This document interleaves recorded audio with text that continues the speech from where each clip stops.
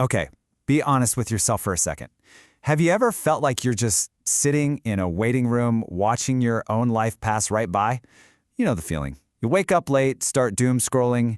Maybe you leave 4 different browser tabs open for those online courses you swear you're going to finish one day. And you just keep telling yourself, I'll start my real life in just a little bit. But let's be real, that little bit never actually seems to arrive. Instead, you treat your current reality, your job, your relationships, even your messy apartment, like this temporary rough draft. You're basically convinced that the finished, successful version of you is just magically going to show up one day to collect the reward. Well, welcome to this explainer. We are unpacking something incredibly fascinating today. I'll warn you, it can be a little uncomfortable. We're looking at the psychology of the man-child. Now, I've got to be totally upfront with you. The psychological sources we're pulling from today, they might sting a bit. They might bruise the ego. But if you can stick with me, this is a compassionate yet very firm wake-up call, and it is absolutely necessary. Think of it as the exact blueprint you need to finally snap out of that waiting room. Okay, let's dive into this. Here's our roadmap for today. First, we'll look at the eternal boy syndrome. Second, the gifted child trap. Third, numbing and commitment allergy. And finally, we'll wrap up with 4 steps to adulthood. All right, Section 1, the eternal boy syndrome. So, the famous psychoanalyst Carl Jung actually used a Latin term for this state, Puer Aeternus, which literally translates to the eternal boy. Nowadays, you've probably heard it called Peter Pan syndrome or the man-child. But here is the absolutely vital thing you have to understand from our sources. Being stuck in this state does not mean you're unintelligent. It doesn't mean you lack talent or capability. Actually, scratch that, it's usually the opposite. People running this psychological pattern are often highly creative, with just incredibly sharp instincts. Your defining trait isn't a lack of ability. It is this extreme, overwhelming craving for absolute freedom. You desperately want to keep every single door open. You refuse to be tied down by fixed choices, which ironically means you never actually walk through any of those doors. Carl Jung described this exact phenomenon perfectly. He called it the provisional life. When you live provisionally, you're essentially existing as a spectator in your own world. You work an office job, but you tell yourself, oh, this is just to pay the bills, while my inner, undiscovered genius waits for the perfect moment. You don't fully commit to relationships because you're convinced someone slightly more perfect is just around the corner. Because everything feels temporary, you never put your full heart into anything. You're just watching other people step into the arena, mess up, learn, and grow, while you're sitting safely up in the stands, secretly telling yourself you're somehow above the daily rat race. Which, of course, brings up a massive question. Why on earth would anyone choose to trap themselves in a childhood cocoon instead of stepping out into the real world? Let's get into Section 2, the gifted child trap. Jungian analyst Marie-Louise von Franz, who literally wrote the defining text on this syndrome, made a truly fascinating discovery. A striking number of people who are stuck in this eternal boy pattern were actually considered gifted kids. Maybe you were the fast learner, right? The kid the teachers pulled aside to praise, the one who didn't even have to study to get an A. And while those early compliments felt amazing at the time, they accidentally created a really dangerous psychological trap. They wired your ego to build its entire sense of self-worth around being special and purely on unproven potential. And man, this sets up a stark and painful contrast once we actually enter adulthood. Because in childhood, schools reward the currency of potential. But the harsh, blunt reality of adulthood, it literally only accepts the currency of actual output. When you take a real job, you are going to be mediocre at first. You're going to face rejection. You will watch people with half your natural talent absolutely outpace you, simply because they persisted and showed up on the boring days. For someone who built their entire identity around being the special exception, those totally normal adult failures don't just feel like a learning curve, they feel like a devastating threat to your whole ego. And this brilliantly illustrates exactly why procrastination happens.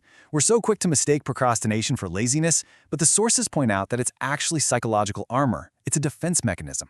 Think of the myth of Icarus. You're flying high on these beautiful wax wings of pure potential, feeling totally untouchable. But if you never learn to walk steadily on the ground, you shatter the exact moment you touch reality. If you never actually send off that manuscript or apply for that challenging job, well, you never have to find out if you're actually good enough. Delaying your life is a quiet trade you're making.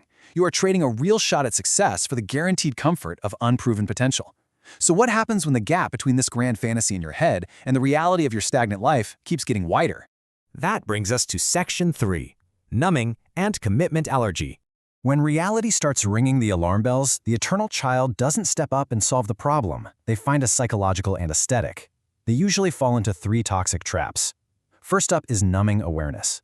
And look, this isn't just relaxing after a long day of work. This is using endless gaming sessions or midnight doom scrolling to completely erase the deep discomfort of standing still in your life. Second is an extreme fear of commitment.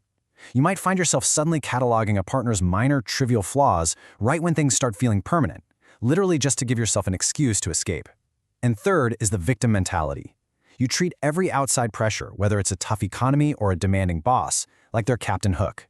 You use totally valid external difficulties as an excuse to hand over total control of your life to your circumstances, actively refusing to take responsibility for your own Monday mornings.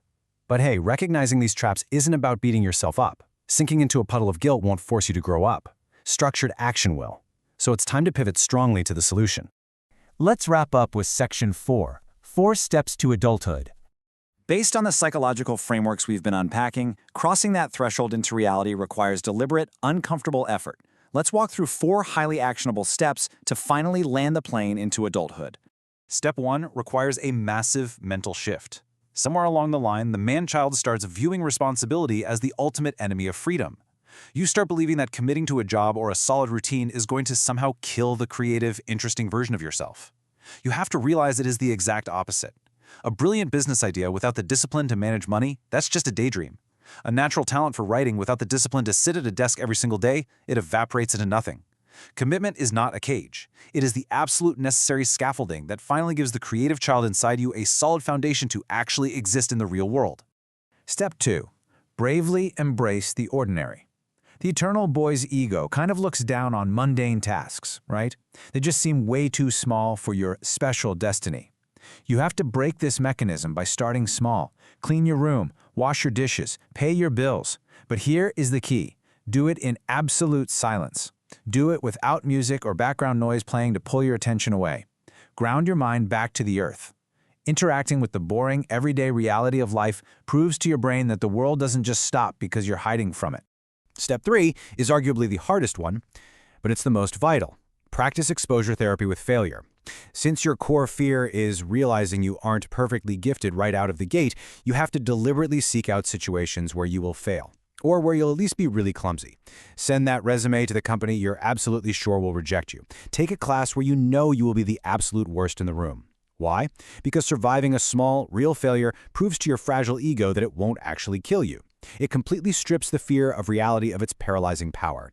So, the crucial point is this final step. Find an external structure. Do not, I repeat, do not rely entirely on yourself in the beginning. Left alone, the exact same mind that built this avoidance pattern will generate highly reasonable-sounding excuses to just hit the snooze button again. Your willpower will fail you at 3 a.m. when the bed is warm. You need a mentor, a demanding boss, or a strict community of disciplined people who will absolutely not coddle your excuses and who will fully expect you to finish what you started. We've covered a ton of ground today, but I want to leave you with a pretty haunting thought to sit with.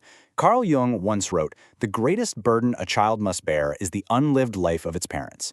If you continue to avoid reality, if you choose to just stay in the waiting room of the provisional life, you aren't just wasting your own time. That helplessness, that deep, lingering regret of unlived potential, it quietly bleeds into your relationships, your friendships, and eventually it becomes a tragic burden passed on to the next generation.